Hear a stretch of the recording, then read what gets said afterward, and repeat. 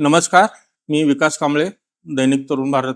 महानगरपालिकेच्या वतीने गांधीनगर येथील आज अनधिकृत बांधकामांच्या विरोधात कारवाई सुरू झाली. गांधीनगर मधील हा प्रश्न सन 2012 पासून सुरू आहे.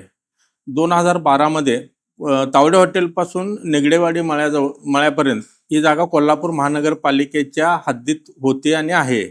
परंतु उचगाव ग्रामपंचायतीने या जागेवर दावा सांगत मुंबई उच्च न्यायालयामध्ये याचिका दाखल केली आणि याच दरम्यान या परिसरात उचगाव ग्रामपंचायतीने बांधकामांना परवानगी देण्यास सुरुवात केली. त्यामुळे येथील बांधकामे वाढत गेली. दरम्यानच्या काळात मुंबई उच्च न्यायालयाचा कोल्हापूर महानगरपालिकेच्या बाजूने निकाल लागला. यावेळी मुंबई उच्च न्यायालयाने या न्यायालयाचा निकाल लागेपर्यंत येथे बांधकामांना स्थगिती दिली होती. असे असतानाही या काळामध्ये जवळपास 88 बांधकामे या न्यायालयाच्या आदेशाच्या स्थगिती असताना झालेली आहेत. त्याच्यानंतर पुन्हा उचगाव ग्रामपंचायत मुंबई उच्च न्यायालयाच्या निर्णयाला आव्हान देणारी याचिका पुन्हा उचगाव ग्रामपंचायतीने सर्वोच्च न्यायालयात सादर केली. या याचिकेचा निकाल दिनांक 22 एप्रिल 2026 रोजी लागला. सर्वोच्च न्यायालयातील उचगाव ग्रामपंचायतीच्या याचिका फेटाळून कोल्हापूर महानगरपालिकेच्या बाजूने निकाल देण्यात आला आणि गांधीनगरमधील अनधिकृत बांधकामाचा विषय पुन्हा चर्चेला आला. 22 एप्रिल नंतर महानगरपालिकेने आपल्या कारवाईला तातडीने प्रक्रिया सुरू केली. येथील व्यापाऱ्यांना नोटिसा दिल्या आणि या कारवाईच्या प्रक्रियेला सुरुवात केली. दरम्यानच्या काळात सर्वोच्च न्यायालयाच्या निर्देशानुसार मिळकत धारकांना नैसर्गिक न्याय म्हणून त्यांना काही मुदत दिली पाहिजे असे निर्देश दिले. त्यानुसार महानगरपालिकेने पुन्हा या मिळकत धारकांना नोटीस दिली.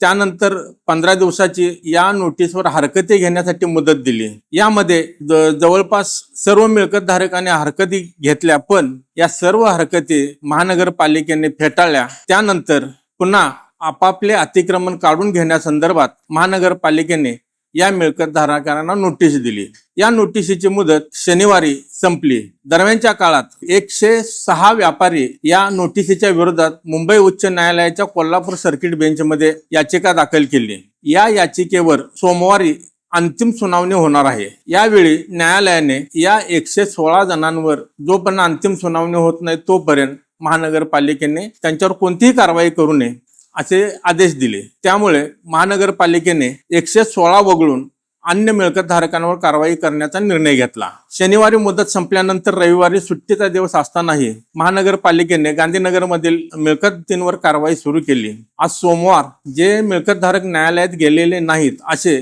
साधारणपणे 88 मिळकत धारक होते. त्यातीलही न्यायालयाने थोडासा रिलीफ दिल्यामुळे परत 33 मिळकत धारकांनी पुन्हा मुंबई उच्च न्यायालयाच्या कोल्हापूर सर्किट बेंचमध्ये याचिका दाखल केली आहे की आम्हाला ही मुदत मिळावी म्हणून. याचा निकाल सोमवारी जो होईल तो होईल, पण महापालिकेने आज सकाळी 6 वाजता ज्यांच्या बाबत न्यायालयाचा कोणताही आदेश नाही अशा मिळकतींवर कारवाईला सुरुवात केली. 3 JCB, 6 डंपर, 600 कर्मचारी, पोलीस बंदोबस्त अशा फौजफाट्यासह सकाळी 6 वाजता महापालिकेचे अतिक्रमण निर्मूलनाचे पथक तावडे हॉटेल परिसरात दाखल झाले.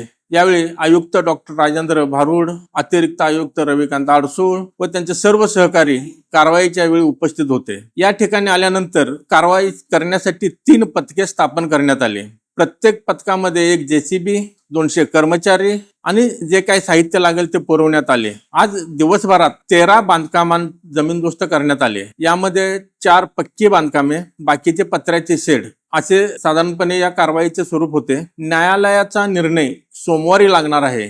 त्यामुळे उर्वरित मिळकत धारकांबाबत न्यायालय काय निर्णय घेणार याच्यावरच महानगरपालिकेची पुढील कारवाई अवलंबून असणार आहे. धन्यवाद.